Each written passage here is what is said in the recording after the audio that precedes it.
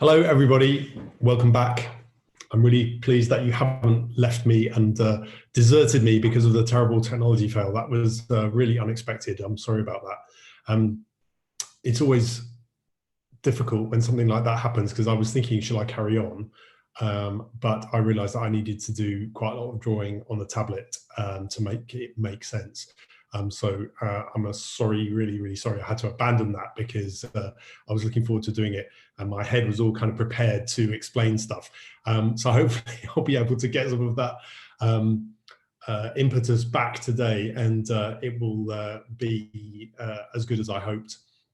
So just to recap, the last one, gosh, that seems a long time ago, was at the weekend, and that was about sketchbooks. And I realized there was a lot of information in there, but hopefully that was inspiring to some of you to figure out how to start sketching stuff, and also maybe to choose a subject that you were interested in. So keep all those coming. I love to see the examples of stuff that you've been working on. I think you can enter that sketchbook thing at any point, whether it's your first sketchbook you've ever started or whether you've been doing it for years and years. I think there's something there that hopefully you'll try, and it will make your drawing and painting and art better. So today we're going to be looking at perspective. And I think that strikes terror into the heart of lots of people. I think people maybe panic a little bit with perspective. It's something that everybody knows that you should know about. And look, I was looking at my godson's sketchbook a couple of years ago, and I think he was about 10 or 12 at the time. And he had these beautiful pages of perspective. And he goes to a very nice school, and they've been teaching him really well. And everything was correct. But when I was looking at it, I was thinking, I bet you don't really understand this. And I think that perspective is like one of those things. It's like you get told it and you kind of nod and say, yeah, I understand, everything that you're saying. But then when you put it into practice, it can be a completely different thing altogether. So today I want to address some of those kind of panic aspects of it and think about different ways to explain this, because the main thing is that perspective is about understanding what you see. It's not necessarily about being like the world's best painter or drawer at all.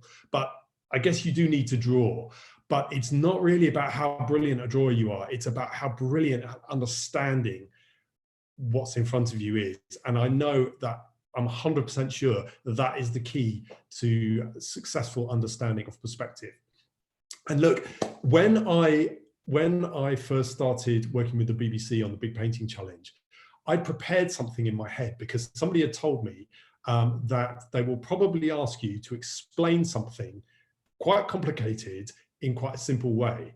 So fair enough, that did happen actually. And in my audition, they said, can you explain to us what perspective is?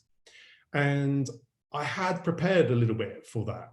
And I think what I remember saying was perspective is the two-dimensional representation. So by that, I mean a canvas or a piece of paper of 3 dimensions. And 3 dimensions is the world in front of you. So that's really all it is. It's this translation of the 3-dimensional world, the spatial world that we see, onto a flat sheet of paper. And that translation is kind of a trick, really, because you can't create 3 dimensions out of something that's flat, like a piece of paper, unless you start folding it. So perspective is an illusion that you need to create on a piece of paper. So that's the first thing that I want you to have in your head. And also, I think our mind starts to play tricks on us when we start to figure out, trying to understand that. And I want to show you that straight away. So look, here is a sheet of paper. It's an A4 sheet of paper. And we know that this point here to this point here is shorter than this point here to this point here. So an A4, an A3 sheet of paper has got a long side and a short side. Okay, it doesn't matter whether it's that way around, or we call that landscape, or if that's portrait. Okay, there's a different relationship between the top here, which is shorter than the longer edge. Now, watch what happens when I put that on this sheet, on this table. So suddenly everything has changed, because this point here to this point here appears to be shorter than that point there to that point there. but I've just told you the opposite, because we know that this measurement from here to here is less than from here to here. Yet when I do that, everything isn't exactly like I've told you. And this is the problem. Our brain starts to tell us something else. Our brain starts to go back to what we know of. That sheet of paper has got a longer edge and a shorter edge. Yet when it's in perspective, when it's laid flat like that and it moves away from us, then things start to go a bit kind of different to what you've been, what your brain is telling you. And that is the key to this. So without further ado, let's carry on. And I'm going to do something here, which I'm sure you've all seen before. So, but it helps me to explain it, and hopefully explaining it differently again might help you to understand slightly differently. So we're going to go back to the old idea of train tracks. So train tracks, we have parallel lines. So those parallel lines, they do not change. They do not converge. They never meet. They always stay in parallel. And then we have the sleepers, which are the same size all the way down the train track. So let's look at some points here. Let's think about this. So let's think about this distance here and this distance here. So we're going to call that A and we're going to call that B. So we know that B distance is exactly the same here, here, here, here, here. So that never changes. B never, ever, ever changes. But then also A never changes either, because all the sleepers are the same distance. So what's really confusing is when you see that in perspective and you see something like this happening.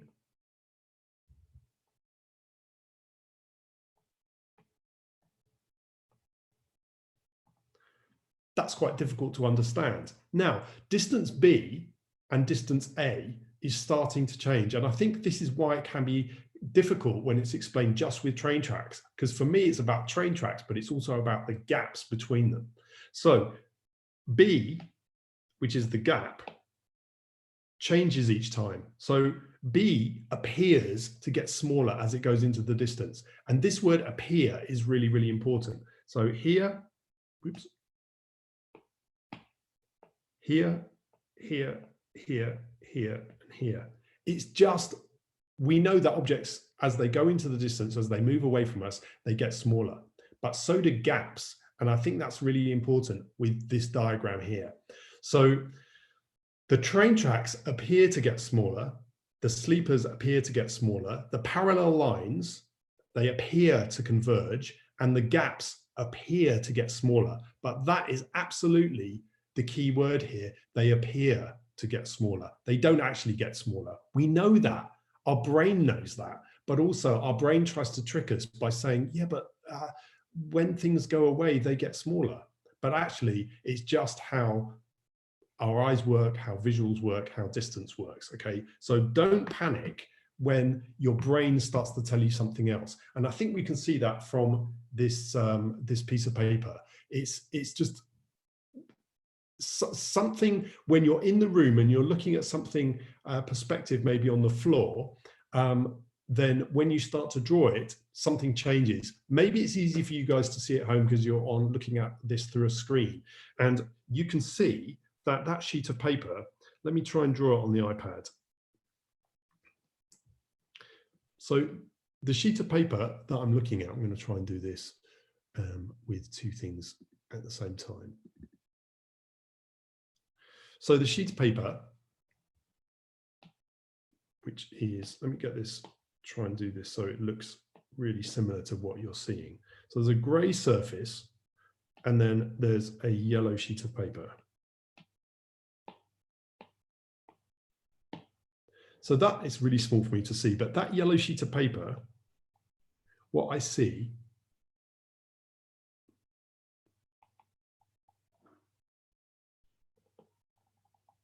actually, it's probably more like that.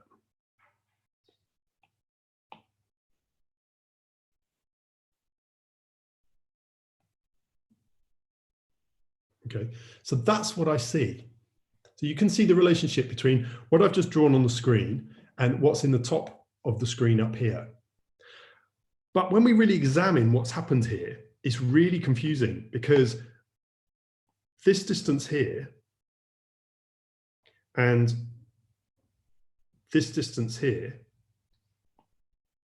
have changed, because in the sheet of paper, we know that length A is longer than length B. But then when that sheet of paper is laid down, length A appears longer than B. And I think that's super confusing. And our brain starts to do something else. So when you next do a drawing and you start to panic because of the perspective, just think like your brain might be playing tricks on you, and you need to really, really think again and really, really think about the points that is in front of you. Something that might happen here is if on here I write A, B, C, and D. It's probably a little bit difficult for you to see that when it's flat, but that's basically what I've done, right? I've just labeled the corners. And then when I put that down there, so we have A, B, C, and D. Often I'll say to students, so is A to the left or to the right of C? And I think even there, that's quite difficult. But if you hold a vertical up, you'll see that it is, depending on which way, I can't work it out because I'm looking at the screen and it might be mirrored. Looking at that, you can decide whether that point is to the left or to the right of that point. And equally, if you've got a really complicated shape, let's say there's something like a swimming pool. So I'm just drawing a quick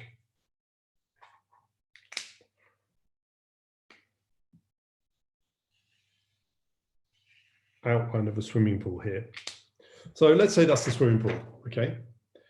Even that shape, when it's in perspective, that shape fits into a rectangle. So even a really complicated curvy shape like a swimming pool, or any complicated shape, if you just break that down into something much more simple that you understand, like a rectangle, then you will start to get much, much better at perspective, because that's a kind of process of simplification, which we've talked a lot about before. So hopefully that explains a little bit about the first step of like your brain tricking you into not really understanding this.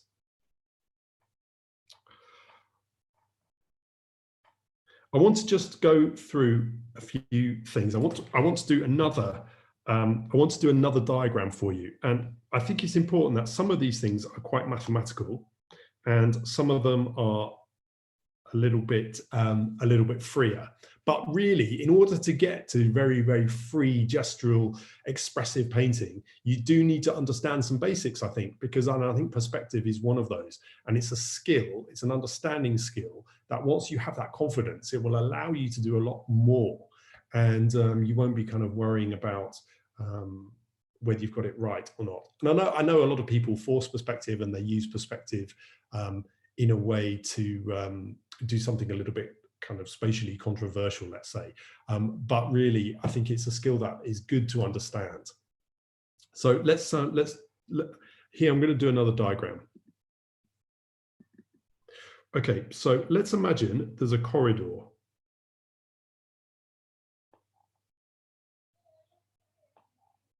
And that corridor is going to be, let's say, 20 meters long. And let's say the height of the corridor is 3 meters. Right, when somebody is standing here, draw a person.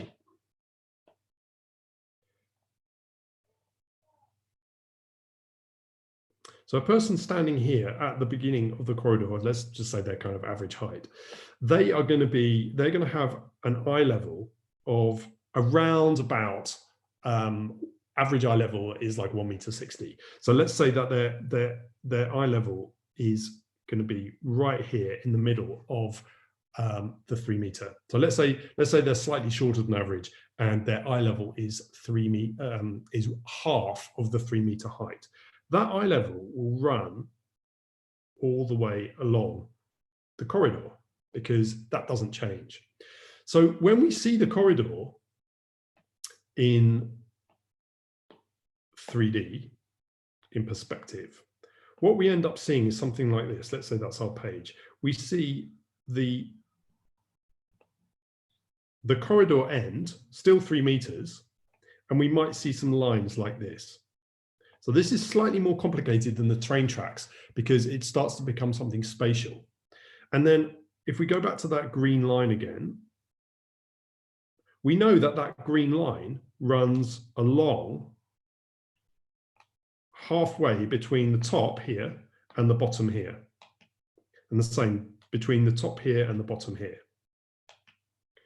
And then also at the end, it goes across like that. So if somebody is the same person starts walking down that corridor, by the time they get to the end, actually I'm going to just take that out a little bit because I didn't draw that particularly well. I think it's should be in the middle. There we are, that's much better. So by the time that person has walked down the corridor, they're going to appear here at the end of the corridor. So they're not going to shrink, they're not going to suddenly become shorter, but they're going to appear shorter. But what that eye level is doing, just for the simplicity in this diagram, the eye level is staying completely straight when you walk down the corridor. And I think that's again something that can become really, really tricky. So if we're to make this drawing a little bit more complicated, let's say that there are some lights. So let's say there's a light here, there's a light here, one at the end. So this is an elevation of the corridor. So what happens here is the gaps between each of the lights is the same, but like with the train tracks, the gaps appear to get smaller as they go into the distance. So what will happen here? The lights might look like this. So and then you might have one even bigger there. So the gaps, as you can see here, are getting smaller as they move away from you.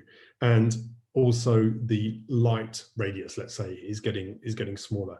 I think it's important to understand some of these things on quite a technical level like this and just do something quite simple, because we know that when you're outside, when you're drawing a building, when you're drawing a landscape, things can change quite quickly and become much, much more complicated. So I just want to run through a few things before we go over to the clinic questions. So prepare some questions for me, because I think it's really good if you've got some things that you want to ask, which hopefully I'll be able to. So just type that in the chat window, and hopefully I'll be able to explain what those things are. Okay, so let's take the idea of the corridor a little bit further. So we're in a landscape. So there's our landscape, and we're right down here with our easel, and there are some clouds. Okay, and those clouds, and there's also some sun. So let's say the sun is up here. Oops. So there's the sun. Right, again, this is a diagram of what's happening. So the sun is emitting rays like this. So what's going to happen is there is going to be, with the clouds, there's going to be some shadow at the bottom. Because like with any three-dimensional object, the sun is casting light on the top of the clouds. Actually, we can see that. Oops. That's a bit bright, wasn't it?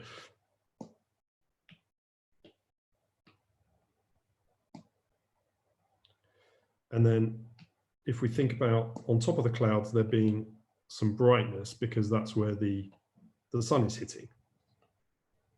So I know they look a bit like potatoes, but this is just a diagram, and we're all the way down here, right? So we're here with our easel trying to draw this landscape. And let's say there's also, I'm not doing very well with the iPad today. Let's say there's also some trees. Okay, so when you understand roughly what's happening there. So the type of perspective that might be happening here is something like this. So if I get rid of that, and let's say this is what we're seeing. So we have our we have our easel, this is our easel, and we're looking at that tree and that landscape. So we might see something like this. So there's the horizon, but I'm not using too much technical information because I don't want to bombard you with information here.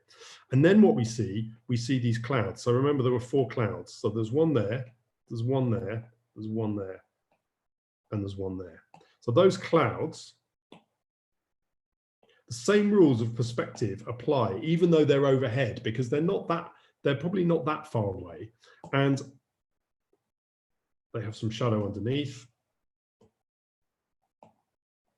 And in the initial drawing, they were the same size as each other. So in this drawing, what's happening here is that those clouds are maybe not in a lineup because there's one that's closer and one that's further away, but they might be slightly to the left or to the right of where we're looking. But they do get smaller as they go away from us. And that's the perspective in the sky. That's the same rule applies of as it does to the ground, right? So we might see the tree is going to be here.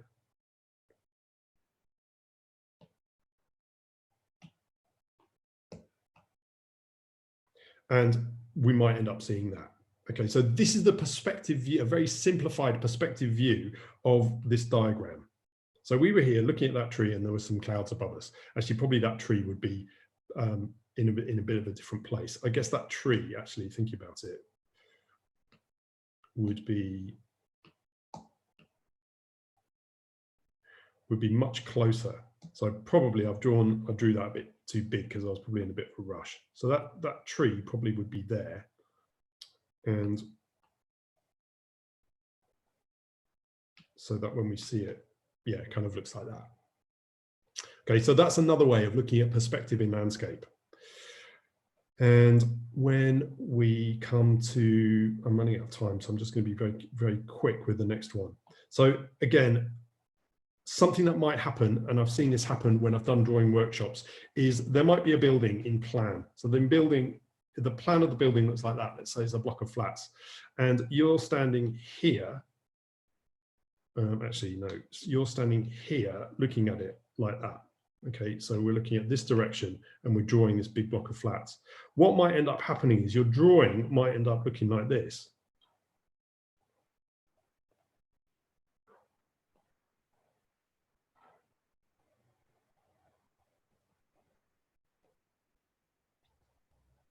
And that is the kind of, so yeah, imagine this is some huge building. Okay, so people are kind of like this big, right?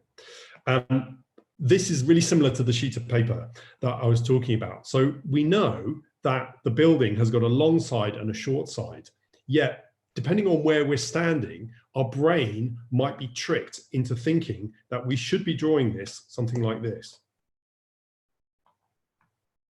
because we know that it has a long side and a short side. But actually, the result could be this. So the result could be exactly that from where we're standing and where we're looking. Because from this, you can see that the short side, where we're looking at it from, is closer to us, and it's occupying much, much more of our view than the side plane that's going away. And we also know that you could draw the same thing depending on where you were standing. So if you were standing here, looking here, you might just see the front of the building like that, and then the side of the building at an even more oblique angle like that. So again, that's a sort of more three-dimensional view of the horrible piece of paper trick here. So I think that's the kind of flat, simple version of it, where something that we know goes flat and we start to see it in perspective and our brain starts to tell us something different. And then maybe a building which has got a long side and a short side, depending on where we stand, the short side on your piece of paper can be represented apparently smaller and shorter than in reality, the short side. Let me just have a look at see if there's some questions. How do you do foreshortening and relate that to perspective? Thanks, Amanda, for that question. I'm actually going to do a separate, I've got another I've got another tutorial on foreshortening figured out, but it's quite complicated, that one. So I didn't want to confuse the two things. So it was really important for me when I was putting this together not to give you too much information. I've got another film on YouTube about perspective, but that's mainly about eye level. So for me, the first thing that you need to understand is eye level. And once you understand that your eye level is present, whatever you're looking at, whether you're looking onto an object, whether you're looking inside a space, or whether you're outside in a landscape, if you can identify where your eye level is around everything that you're looking at, it's going to really, really like massively change how you see the world. It's really important that. So the first one really is about eye level, and there's some experiments that you can do to figure that out. There's a very kind of hands-on three-dimensional diagram in my regular YouTube tutorial, not the live ones, which you can have a go at. It works in any room. And again, that's the start of trying to understand something. And then I think moving on from that, thinking about when I wrote this down, I thought there was probably several things. There was something like an interior when you're inside somewhere and you're looking at the space that's in front of you, and there's perspective challenges there. There's looking onto something like a building, but you kind of like you're looking up at something like a building, or you're looking onto something like a chair or an object that has perspective in it, or you're outside in an environment and there's in a landscape and there's perspective there. So keep some questions coming. I can see there's only one question so far. I think the thing about clouds is obviously in that was a very, very rushed diagram that I was doing for you there.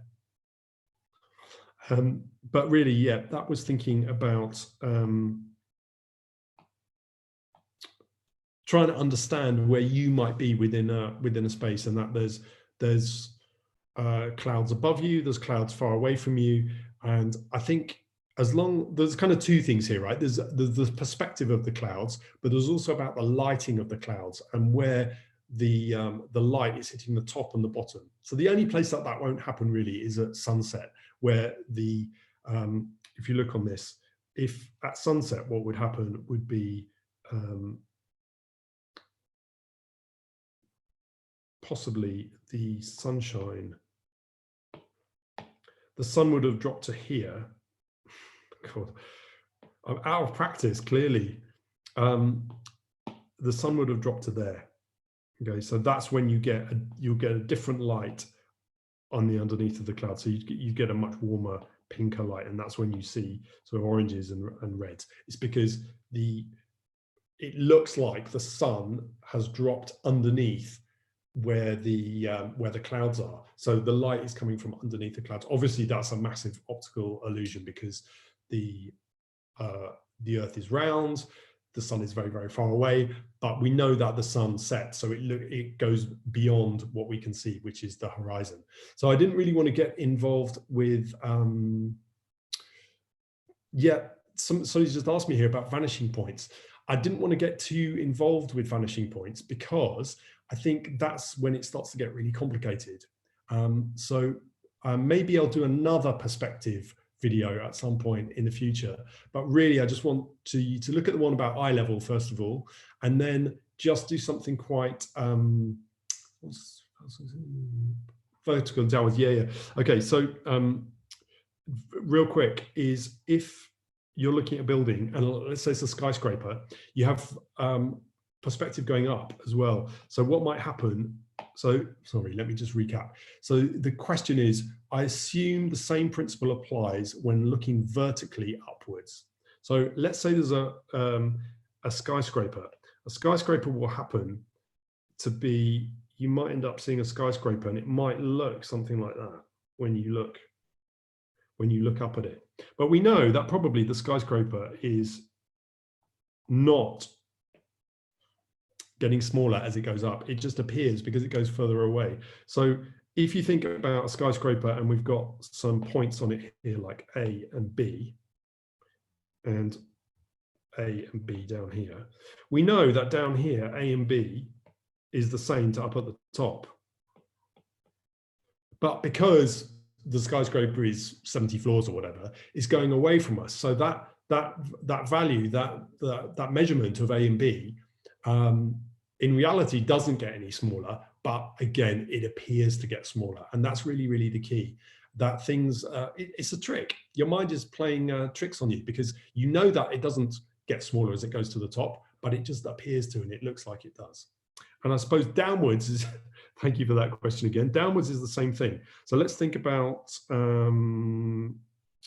downwards would be something like a well. Okay, so if you think about a well, so I'm going to do a diagram of a well. So there's the, doing a different color. There's the grass, and here's the well. So the well has parallel sides, and what does a wishing well look like? It kind of looks like that, doesn't it?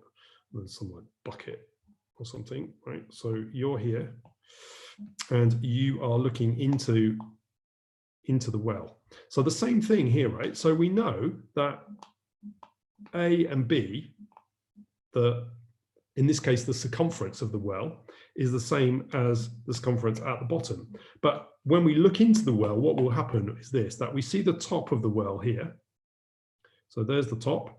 And then when we look downwards, the bottom of the well is going to appear to be a lot smaller. So we've got we've got point A and B, which is the diameter of the circumference, and A and B here. And it just looks like it gets smaller. So it happens if it goes up or if it goes down. It's a trick. It's an appearance of something getting smaller as it moves away from you. So I think really that is where oops, sorry, you can't see the screen. Sorry about that. I've just been talking and you couldn't see anything. So what I was drawing, I drew a well first of all. So there you can see the well. So you know that a well shaft is parallel, let's say all the way down. So the diameter of the circular well, A and B, is the same at the top and the same at the bottom. But when we look down the well, we might see something different. Gosh, everything's going. I thought there were going to be no technology failures today. So here, I'm going to draw that again. So when you've got the basic diagram of the well there, and then you're looking into the well, that's the top of the well, and then the bottom of the well is there. So we know that the values for the diameter of A and B here and here are the same. So when you're looking into a well, it's the same perspective. So that's 1 point perspective. So 1 point perspective is about a vanishing point, which goes down into the well and meets somewhere kind of there.